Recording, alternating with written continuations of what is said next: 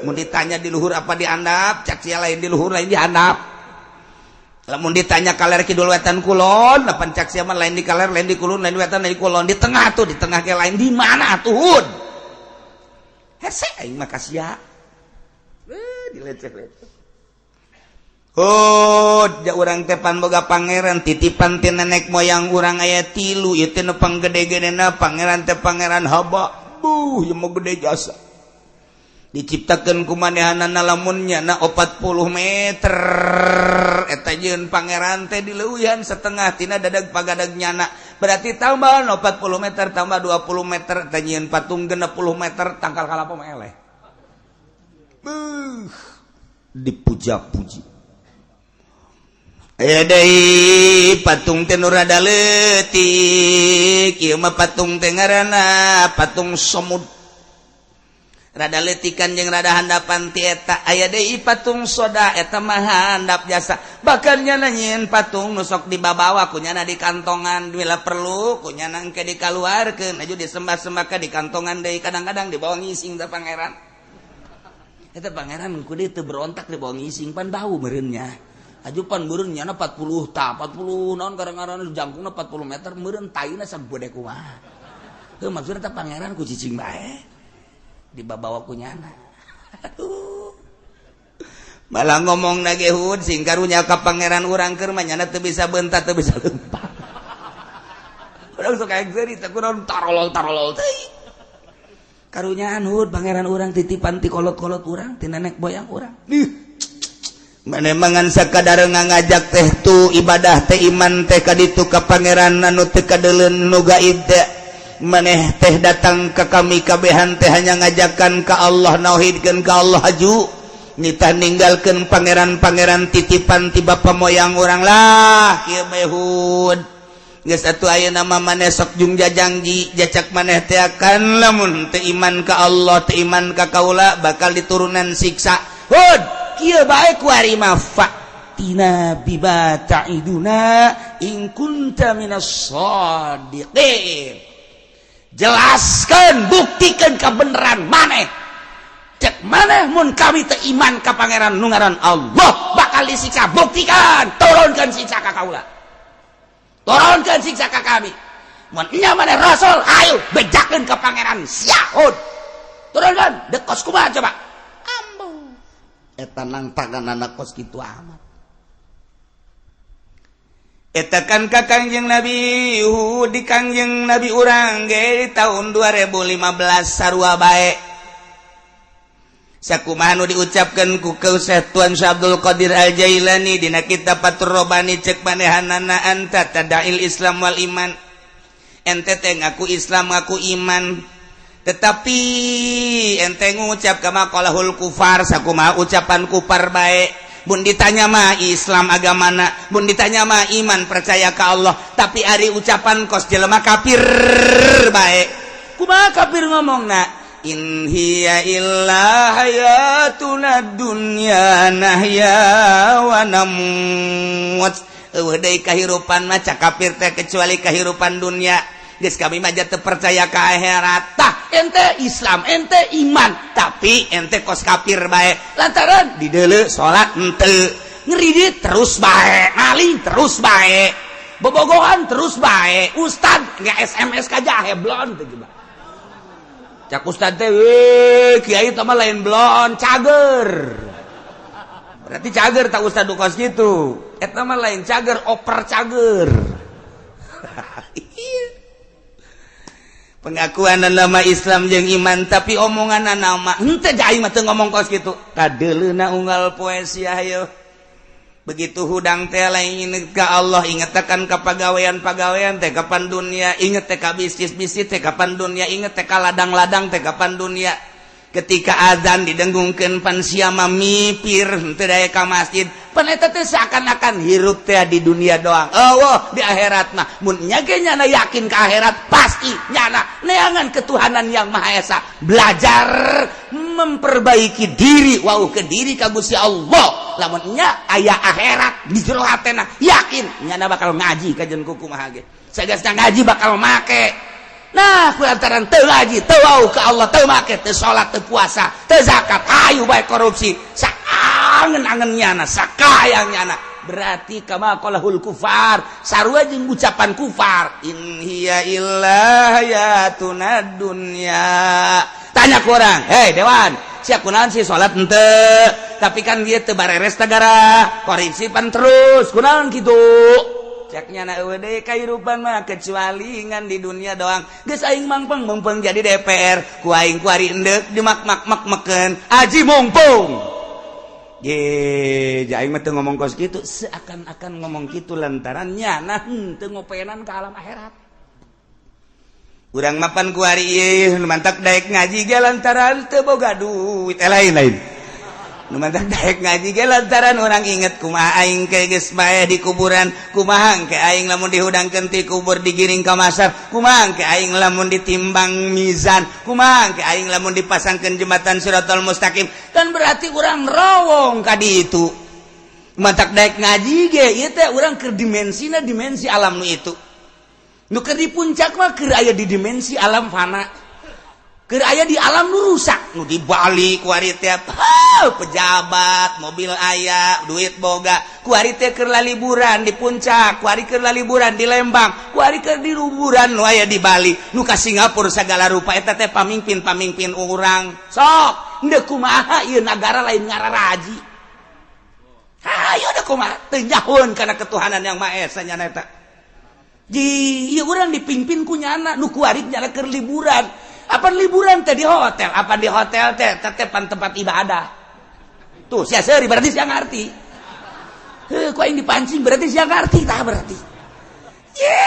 Lah urang jaritakeun hotel tempat ibadah hehe. Sedangkan pemimpin urang keur aya di hotel, di Bali di hotel, di Singapura di hotel, nu ka Belanda, nu ka Amerika, di hotel eta teh nu mimpin urang di jerona urang. Hayang gerak kabayang beneran teh. Ayo udah dipimpin kono kos gitu senang teu. Eta teh teu ngarti kana ketuhanan yang Maha Esa. Wajar kurang. Ka dieu sia kitu balik ti Singapura ka dieu ditatar kieu bae. Cicing sia di dieu. Sia boga mobil teh dipajak bolon sia. Pajak teh kami ieu. Aing mah diperet ku sia datang ka luar getih aing. Sia mah hahehe di ditu. Hayo, awewe nu ku sia di Bali nu mana? Ya pan kitu amat. Lain kitu amat ka ku sia. Dia teluh siapa aing? Leuwih teh lain lu ka sia. Tungtung namen teluh-teluhan bae. Ayo keur carita lamun urang ngabuktikeun bahasa nyana berpancasila ketuhanan yang Maha Esa ku ari liburan muacet kamari pajumah kalaluar bangsa Indonesia nu baroga mobil eta teh pejabat-pejabat anu digaji ku urang etis apa henteu sih nyana berpancasila na etis apa henteu tinggal ditajong bae ku urang ainya mas ya berpancasila atuh matak naon wayah liburan di masjid dulur sadaya yuk urang kamarasin maca sholawat mumpun libur jakula sapopoe mah ieu teu kaburu ieu teh kaban nagara urang yuk urang maraca sholawat sing menangkeun 4444 yuk abe urang pararaeh di masjid yuk eueuh bae pejabat tu kitu ti DPR na eueuh ti PNS na eueuh eta pola pikirna berarti in hiya illa hayatuna dunia teu ngomong nya sakumaha omongan kafir bertingkah sarua jeung ngomong eueuh deui kahirupan baca kira kecuali kahirupan dour ya bangpang meungpeung liburan dong dadah rakyat dia teluh siapa aing ngadadahan aing goblok meureun ja aing mah teu ngadadahan seakan-akan cek ahli nuzur mah seakan-akan ngadadahan eta teh man taqawala biqaulin fa idda'asihataha wa man tahawala bihalatin idda'asihataha wa husnaha sahaja lemah nu berucap berarti nganggap ucapan eta teh bagus cak nyana sahaja lemah bertingkah berarti eta teh nganggap tingkah eta teh bener jeung bagus cak nyana atuh aya koedah-koedahna cek ahli nuzur berarti nyana teh seakan-akan ngadadahan urang seakan-akan sanajan henteu dulur di arimah baenya jasa sama rakyat aing mah endek ka puncak kelanan sakedeung di ditu urang encek geus nungguan aing dadah rakyat endek teu diteluh kumaha ku urang geura paeh sia mal disalateun ku aing sia lah cenah ngancam kos kitu ieu kecil teh mah ulah dianggap kecil sia lah cenah ke sholawatna gede mah daek cenah ki ucim ye emang aing butuh sholawat tapi kan lamunku Allah henteu dipaskeun mah hese bae jelema sugih dah babari cenah kiai mah jeung santri mah gas pokona asal dibere duit bae ge daratang kabeneran urangna keur eueuh teu dipetakeun ku Allah deuk kumaha nyana paeh urang keur eueuh deuk kumaha atuh emang kumaha eta mah urusan Allah ge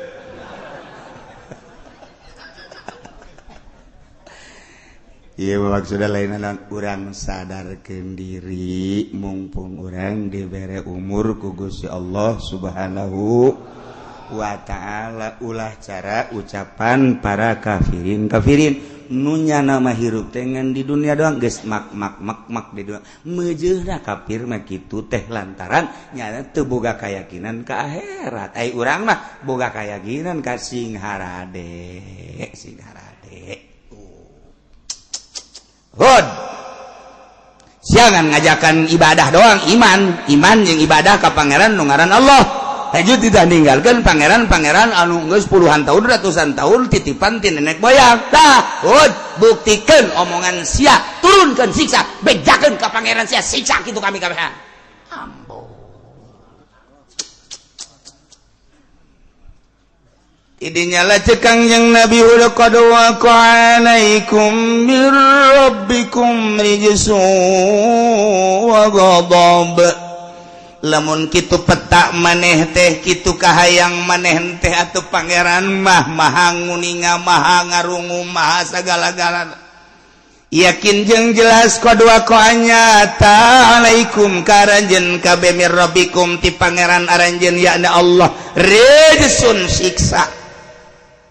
wa ghadabun jeung bebendu siksa keneh sakadar kula ngajak iman ka Allah ngajak ibadah ka Allah atuh jadilunani fi asma'in samaitumuha anata anjeun maduan ka kaula ngabenduan ka kaula merangan ka kaula dina urusan-urusan ngaran-ngaran nu kumaha disebut yakni patung-patung anu tilu teh tadi anjeun jeung bapa anjeun teh ngabogaan patung eta mah kapal teu perlah diturunkeun ku Gusti Allah ti tangga ibadahan sugan aya hiji ayat ti tangga ibadahan haba sugan ti tah aya hiji perintah ti tangga ibadahan si asmud sugan si somud teman si sodaja teu aya ti dituna ta mah buatan-buatan nenek moyang anu kabalinger ma anzalallahu biha min sultan wa hujah wa dalil pita eta geus kieu mah kajen kukumaha ge maneh aya disiksa cek Kangjeng Nabi Hud fantaziru tungguan ini ma'akum minal muntazirin kula ngadaguan ti Gusti Allah hayo coba aya nyagakeun sadaya-dayana Gusti Allah dibere paila teu hujan-hujan sebulan 2 bulan 3 bulan genep bulan teu hujan geus sing bulaeh masyarakat mulai 7 bulan satahun teu hujan embe onta kuda himar geus mulai hererese nginum ningkat kuari ka 2 tahun teu hujan-hujan manusia geus carang mandi kuari madiaman saat eta hese jasa kesulitan segala rupa lantaran eueuh hujan terbukti kuari jelema sing hararewas kabeh ieu meureun siksa teh nya eueuh hujan nya leh cak penggede-penggede can siksa kos kieu mah encan embe geus loba nu paraeh di gunung onta geus loba nu paraeh kitu keneh kuda berbagai hewan geus loba nu paraeh lantaran henteu bisa ngarinuk kitu keneh jelema ge loba sing geletek tapi tetep bae teu daek iman ka Allah teu daek percaya ka Kangjeng Nabi Hud alaihis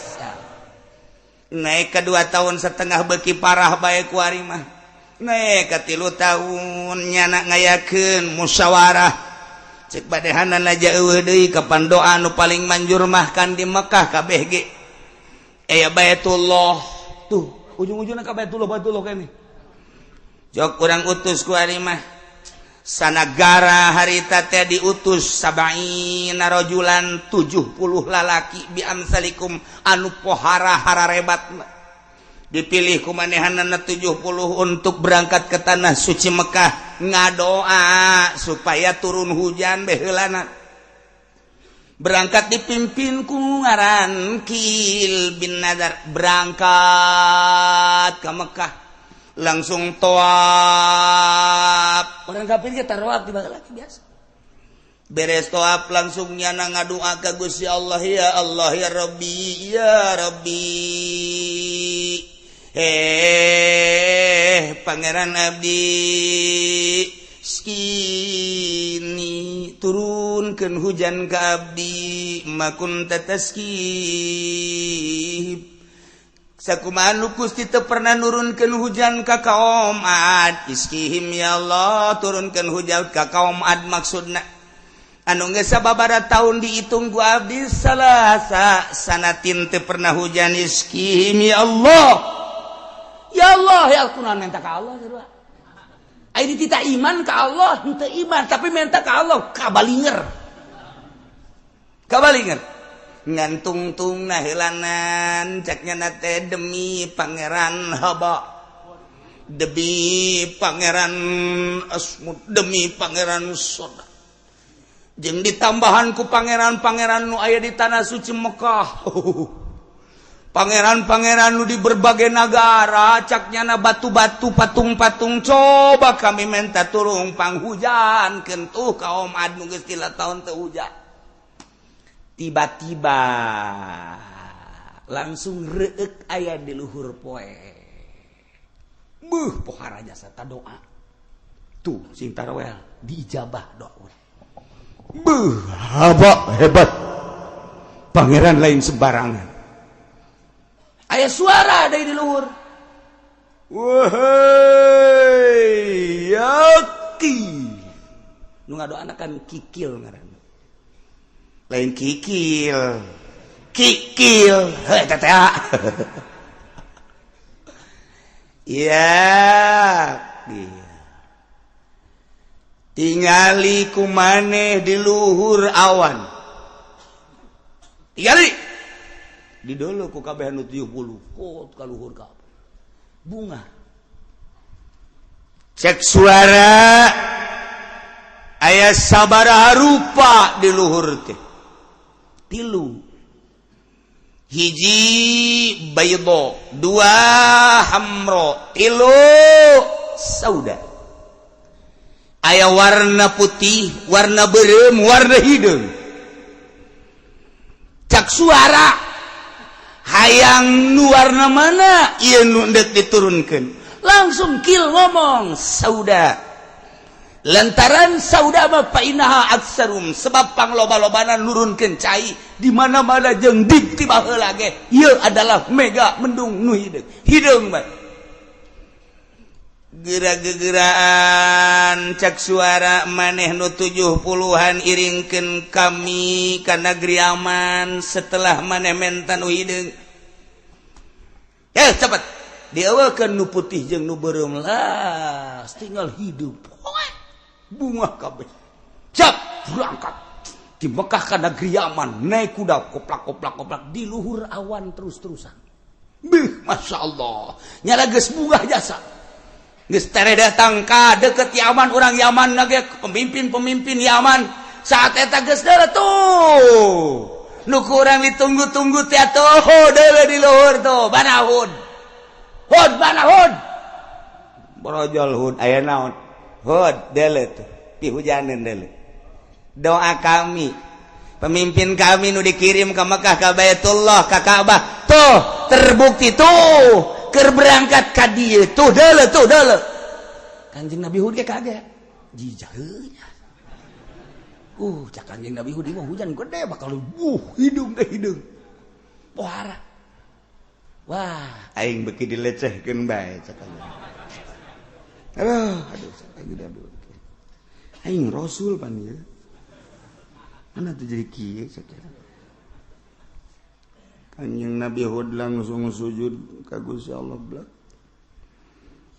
La ilaha illa anta subhanaka inni kuntu minaz zalimin fastajabna lahu wa najaynahu minal ghammi wa kadzalika nunjil mu'minin. Langsung udah ngadoa. Ya Allah ya Rabbi, mun bahasa urang, mun bahasa Arabna panjang, nawwir qalbi ya Allah. Cahayaan hati abdi, ilhaman abdi, bere mujizat abdi ya Allah. Ieu nu keur iring-iringan mega nu hideung abdi hayang nyaho peneranganana Gusti Allah supaya ieu jelas abdi teh ieu utusan Gusti. Langsung seketika eta Yahud anjeun jeung pengikut anjeun nu iman ka anjeun jeung ka kaula keluar ti nagara Ahqaf, ti nagara Yaman, berangkat ke Mekah anjeun. Bebeja maneh ka umat maneh, bahwa maneh teh dek berangkat ka negeri Mekah, dek nyalamatkeun diri berikut jeung nu iman ka kaula sebab bejakeun ieu nagara da disiksa gitu. Ya Allah ya Rabbi, langsung Kanjeng Nabi Hud marahmai beungeutna aing asli rasul ya. Pedenya mah. Waduh, okas urang wiridan iz qala Yusufu haju ayate apaan? Mantepan. Tunduk lu sama gua lu. Langsung nyala saudara-saudara kaum Ahqaf, saudara-saudara kaum Ad yang berada di negeri Yaman. Itu nu hideung di luhur, lain hujan, siksa. Kula geus aya instruksi ti Gusti Allah, bahwa kula jeung penganut-penganut nu iman ka kaula jeung ka Gusti Allah geus titita kaluar. Saha bae nu percaya ka kaula bahwa kula sebagai rasul, saha nu percaya ka Gusti Allah bahwa Allah teh sebagai Khalid, yuk urang berangkat titah ka negeri Mekah nyalametkeun awak. Yo, silakan berangkat. Mulai numarilu 1 2 3 4 5 6 7 dihitung cuman aya sabing bilangan anu dikirim kunyana cuman 70. Saeutik Kangjeng Nabi Hud eta dakwah 100 tahun ngan menang 70 urang. Atuh urang mah kuari ye nyeun pondok pesantren di imah setahun 2 tahun aya meureun santri 10-an terlalu loba teuing eta ge. Terlalu loba teuing 10 kuduna mah 2. Ya 10 loba teuing eta dibandingkeun 100 tahun kan boga 70. Berarti kan setahun hiji kan teu. Atuh 10 tahun 100 tahun kan boga 70 berarti ayeuna 70 bagi 100 sabaraha cepat. Cepat. Tuh, aing mah bukan murid Barodo Jasa. Heran. 10 tahun gitu hiji acan. Berarti sapotong. Sapotong. Mulai berangkat disaring-sarikeun ku urang Yaman. Hud dek ka mana? Mekah. Dek naon? Nyalametkeun kami mah tina siksa. Saha nu deuk nyiksa? Allah. Mana siksa tuh nu hideung? Hujan. Tamat tiba heula ge hujan. Lain ku lagi si bere mujizat ku Gusti Allah kita berangkat indit ti kamari Allah ayo datangkeun hujan datangkeun siksa bejakeun ka Allah sakedeuk deui. Mulai berangkat Kanjeng Nabi Hud tetep kaula ngajak bae terakhir ieu ka umat kula mangan sakadar titah dakwah ku Gusti Allah itu nu hideung melegbeg di luhur teh eta teh lain hujan ternyata bakal jadi siksa.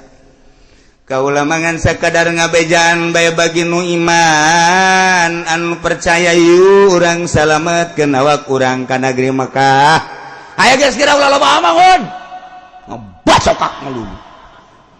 Geus berangkat sia salametkeun awak sia.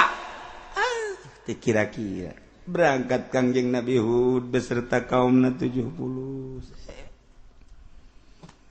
Tinggal kaum di dinya sing harewas. Sebenarnya orangnya sieun nya. Heuh Hud tilok ngabohong sebenarnya mah. Urang sebenarnya gengsi doang ngarobrol teh. Gengsi doang sebenarnya urang atuh percaya nya na Rasul. Ngan gengsi kan urang mah kan bobangsawan kan urang. Sebab ari Kangjeng Nabi Hud mah diutus ku Gusti Allah min ausatihim nasabau wa hasaba. tina tahap di pertengahan henteu terlalu luhur turunan non kebangsawanana henteu terlalu handap ausatihim nasabau wa hasaba ditinjau tina segalana penuh kesederhanaan Kangjeng Nabi Hud maka gengsi deuk iman ka Kangjeng Nabi Hud okos kuari bae aya santri magahan ngaji bener magahan tijan teh ketuhanan aya di dinya teh pejabat embung aya ngaji kos itu gengsi santri teh tamat SD acak aing mah kuduna ngajina ka dokter Rendus leg-leg ku sia dokter Rendus gengsi doang tak kan Bupati kita ngaji kemana ngajinya iya tuh kan berbagai kalangan ada kelas dong masa Bupati harus ngaji ke anak SD ingusan itu kami mau profesor ngaji doktor bila perlu keluar negeri kami mau ngaji nah itu ngaji kos gitu mah teman lain ngaji ecek tahu kos gitu leg-leg gus ya Bupati ecek kayak di akhirat tidak ngaji di dunia deleken besia hiji-hijina orang titah ngaji talabul ilmi fardhatun ala kulli muslimin wa muslimat utlubul ilma minal mahdi ilal lahdi hayuh sia geura sibukeun urusan dunia datang ka teu ngaji dihimpit ku bumi jager emang nanaonan aing mah sakadar ngajak doang tidak katolos los sia profesor ajian sia nah hiji sia di neraka jeung profesor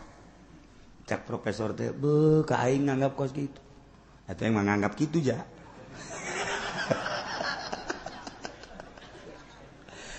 ekstrim amat nu teu bener maksudna bener teu siapa sok aju sensitif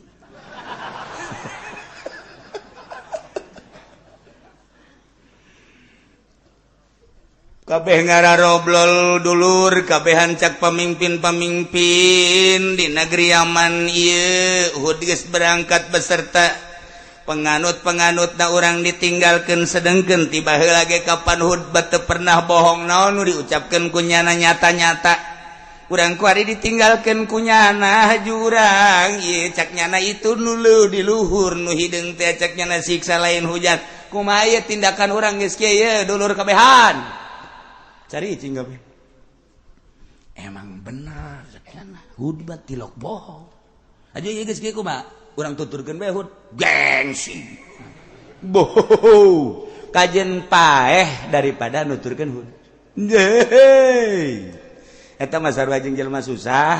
aju guguru kajen teuing hese sakarat kajen teuing hese sakarat asal urang ulah mararat urusan disiksa di akhirat eta mah kumaha engke urang kaparatna bae tolol teh bahasa geus tadi orang jegik bae ngebedul ngaorang ngemonyet urusan sakarat lah itu tempat terakhir kita nganggap enteng goblok bener bae pan nu ngebedul sakarat nah hese jasa nu ngamonyet gitu kene dibukti-bukti kita jangan sakadar dunia nah ye ge di Yaman teh gunjang ganjing ceramah pemimpin kumaha ieu urang geus kieu lantaran Nabi Hud dengan Nabi kan nama si Hud anu ngaku Nabi ngaku Rasul kuari geus berangkat ke Mekah berikut jeung penganut-penganutna tinggal urang ayeuna di dieu kumaha tindakan urang jauh urang geus saperti sabenerna mah teletik mah percaya ka Hud dengan gengsi doang gengsi ku kabeungharan gengsi ku kagagahan gengsi ku jabatan lantaran urang gengsi aju teu iman ka nyana padahal mun diperhatikeun bener jasa ti awal ge omongan-omongan nyana nah ieu urang kumaha ieu kumaha ieu keur mujuna unggal poe rapat urusan kos kitu bae aya awewe lulumpatan tok najan lulumpatan angin di ditu geus aya angin sok aju macem-macem bae angin ngagedebur-gedebur di ditu tuh bobeak tuntung itu kula ge datang ka dieu lumpat teh maksudna besi kena angin gede jasa awewe lumpat deui ka ditu ngabejaan aya angin gede tewak cek gela teh bugo angin naon segala angin segala tewak ngacaukeun dunia sia bangsa jadi kacau aya sia tewak si awewe angin cek gela angin mana angin itu di luhur mana jante sakedeung deui bener kabelah dia war jijaheunya angin ieu angin war wah angin coba kumaya urang geus kieu saudara-saudara sekalian untuk menyelamatkan diri mari kita masuk ke rumah masing-masing asup ka imah dan dikunci supaya angin tidak masuk belum asup ka imah bro karoncian kunyana mulai angin kadenge nyana ngintip anginna hideung anginna berupa hideung sebab di luhur lagi hideung wah eta bareng ujung anu diutus 70 ti Mekah teh nyanat langsung pidato dulur ieu kamarana sarepi amat kalau luar mana pamimpin ieu kula ieu tas di Mekah ieu tas di ijabah doa ieu tuh deuleuh hideung di luhur pugu angin ngagedebar nyana ceramah tolol teh cenah asana kabalinger aduh cenah ieu baru hiji acan arasup ka imah meureunnan nyana ge kanu 70-an urang arasup yuk ka imah koncian yuk cek nyana teh ieu asana angin lain hujan ieu nyana ge boga rarasaan asup ka jero imah langsung mimiti hewan-hewan halali di angin teh nya gedenya hideungnya muter kadege suarana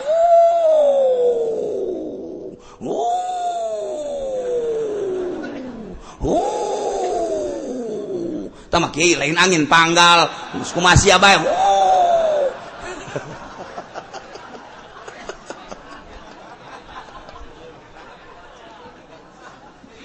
ya Allah ya Rabbi angin hideung tur gede ngagelebug anu luar biasa tanpa aya caian tanpa aya nanaonan disebut narihul hakim angin anu hapa angin anu henteu disertai ku katiisan pan urang lamun keur cicing panas kemudian aya angin komo aya bintik-bintik cai manikmat nu aya ieu mah lain angin teh dibarengan ku nanon angin teh angin be kadeuleuh segala rupa hewan kuda geus mulai kalaluhur termasuk onta geus puguh bangsa hewan-hewan nu laleutik memulai kuari kacabutan tatangkalan tangkal kurma tangkal buah be kacapuran teu daek ka mana angin teh di dinya bae deui terus we muter we war kuari mulai geus beak hewan-hewan geus beak tatangkalan disaksian ku manehana wali berkaluhur sing gudubrak kuari imah oyag-oyagan gojreg nyana kan sieun rubuh salah ieu kanyana di jero salah keluar salah ieu kudu kumaha lantaran imah oyag-oyagan kan nyana sieun ka imah keluar nyana sieun di jero nyana sieun tetap berpikiran mendingan keluar wala luar kabehan imah oyag-oyagan ngaranna ge siksa henteu gegeraan kieu ya berbabareng terus bae engke leutik angin teh kapi aya bae war tah jagana eueuh tah angin tah kuari mah mulai ngagedean deui ngagedean oi angin gede teu kudu woi ya kabehan ge nyahoeun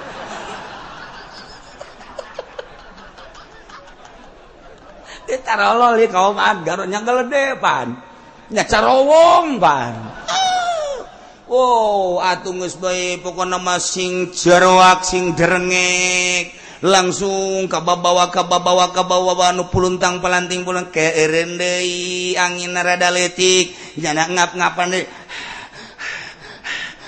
terus angin dibalikeun ku Gusti Allah nu tadina ngatuhu kuari ngenca woi tibalik angin woi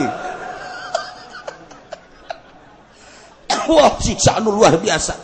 geus kuari ka imah sing golotak buah kacabut ka bawah ka luhur langsung kau bawa kaluhur begitu dibalikan angin kuari imah kabawa kaluhur raga gahandap kagudubag ajur termasuk jelema-jelema sing pasolengkrah ilah siksa Allah subhanahu wa ta'ala. Masya Allah mantap. فأنجيناه والذين معه برحمة منا وقطعنا دابر الذين كذبوا بآياتنا وما كانوا مؤمنين. Panjainahu maka kaulan wagung cek Gusti Allah nyalametkeun ka Kangjeng Nabi Hud walladzina ma'ahu jeung pengikut-pengikut minal mu'minin anu berjumlah cakaul mangan sakadar 70-an bi rahmatin minna dengan dedekanya kaula diberangkatkeun Kangjeng Nabi Hud beserta penganutna ka negeri Makkah nyana kuari mageus aya di Baitullah tinggal kaum-kaum adua qatana dabirul ladzina kazzabu ku kaula disiksa kaum ade jelema nu ngabohongkeun ka ayat-ayat kaula disiksana fa ursilat alaihim rihul hakim digelabukeun dikirim ka kaum ad angin anu hapa tanpa aya cai-caian angin teh angin wa ma kanu mu'minin ku boloon-boloonna disiksanya na teh teu iman ka Allah teu iman ka Kangjeng Nabi Hud alaihi salam beak kabeh siksa ge sing pasolengkrah kuari tangkal kayu hewan imah gunung batu-batu jelema-jelema sapoe dua poe eueuh nu hirup hiji-hiji aja 3 poe mulai ka ambebau 4 poe mulai lain lalagaan bauna teu bau jasa datang ka 7 poe ambalaya bauna pohara maka Allah ngutus manuk diciptakeun ku Gusti Allah manuk anu gedena kira-kira bangsa sameter gedena panjangna manuk turun manuk tersebut ribuan manuk Allah nyiptakeun nu mawaan bangke ka laut anu nyatuan bangke nu mawaan dan lain sebagainya ialah tentara Allah subhanahu wa ta'ala ketika Allah menghendaki mengirodat kabeh jadi tentara Allah angin tentara Allah kutu jadi tentara Allah berit jadi tentara Allah lalai jadi tentara Allah simet jadi tentara Allah bangkong jadi tentara Allah manuk jadi tentara Allah jakabeh genu Allah nyanggakeun sadaya-daya ka Gusti Allah deuk jiksa Allah deuk jiksa kaumna gampangeun Allah mah teu kudu ku urang Amerika teu kudu ku urang Inggris teu kudu ku urang Belanda deuk disiksa mah disiksa babari Allah berit bangkong babarian Allah asal teu iman ka Gusti Allah kaum nu baheula langsung disiksa di umat urang mah umat Kangjeng Nabi Muhammad sallallahu alaihi wasallam teu gegeraan disiksa ialah keuntungan urang hirup jadi umat Kangjeng Nabi Muhammad sallallahu alaihi wasallam nya siksa teh kelompok-kelompok teh keseluruhan urang geus dibuktikan siksa ku Gusti Allah tuh tsunami tingali tsunami Aceh tambah deui tsunami Pangandaran ditambah deui ku berbagai longsor-longsor tuh Padang tingali tuh Cianjur tuh Sukabumi tuh Banten tambahan deui selain daripada longsor teh angin gunung bitu dan lain sebagainya eueuh bae anu ngajakan tobat ka Gusti Allah sugan aya hiji gubernur anu hajunya na tobat tabarruk ka Gusti Allah ceri kaju ngajak umatna teu kadenge sugana aya bupati anu ngajak tobat ka Gusti Allah teu ngadenge sugana aya menteri atuh anu ngajak tobat dirina tobat kaju ngajakan tobat ka masyarakat teu ngadenge sugan presiden atuh eueuh berarti geus bener-bener nyana geus teu nyahoan kana ketuhanan yang Maha Esa boloon.